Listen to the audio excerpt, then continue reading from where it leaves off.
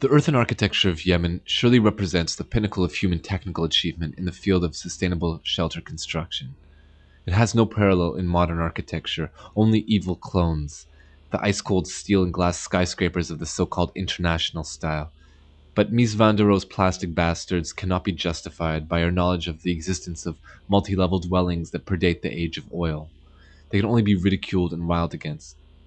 It's true, we now have no choice but to gain altitude, to endure living arrangements of greater density, but we will do so in order to protect the little nature that's left, not in order to despoil it. In March of 2006, British lime plaster master Julie Haddo and myself conducted a 2-week fact-finding mission in the Yemen. This conservative country has been culturally isolated for ages, so only scant reports of its marvelous mud architecture have managed to reach us outside of Arabia. Arab architect Salma Samar Damluji has done an excellent job of documenting the monumental feats and building techniques of the Yemeni people, but most of her photos are only in black and white. Julie and I took 1,000 still photographs in full color and several hours of digital video during those 2 weeks.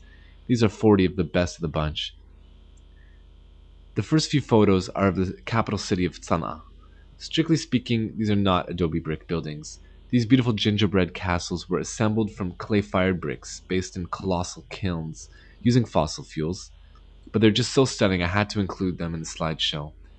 They also feature the extensive use of nura, lime, the waterproofing course of choice of natural builders, Julie's specialty. Maybe most importantly, they establish a pattern of incredible creativity. With millions of identical building blocks, infinite variation is assuredly possible. My only regret is that our amateur equipment couldn't possibly capture Sana'a at night, when the light that diffuses out of the old city's stained glass windows turned the town into a gargantuan game of light bright.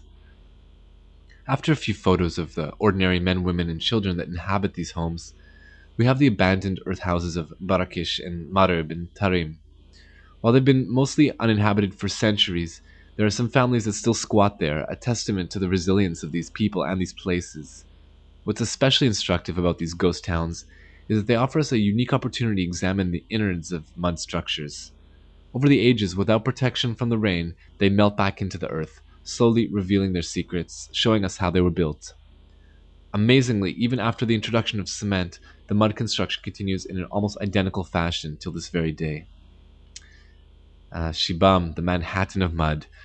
Simply be able to stroll through your streets. I've traveled thousands of miles at great expense and great peril, but it was all worth it to be able to show you these images. 8-story high skyscrapers. Look at them. Just look.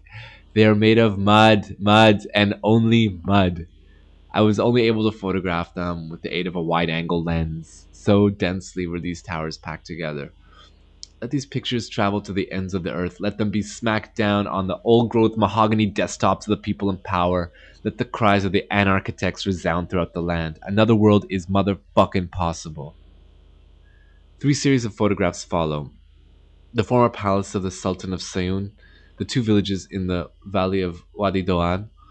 The first set of pictures demonstrates that mud can be used to build not only tall boxes for the common people, but ornate cathedrals of stunning detail that rival anything produced by stacking capital. The second set of pictures shows the San Francisco of sand, how these mud skyscrapers can be built on top of a mountain range, not only on flat land. And the third set of pictures, I guess you could call it the Los Angeles of lime, or maybe more accurately, the Disneyland of sand. Personally, I would decorate differently, but the point here is that the range of options in earth architecture is virtually limitless. Closing with the Great Mosque at RADA, we are only sharing photographs of its interior. To see its majestic earthen interior, you'll have to see Yemen for yourself. Due to resurgence of interest in the vernacular building practice, the Mud Mosque was recently renovated and it's a sight to behold. Well, we've said enough. I believe we've made our point. If you aren't convinced by now, there's nothing that I could possibly say or do to make you see the mud. But if seeing is believing, then I made you a believer in the beauty of magic of mud.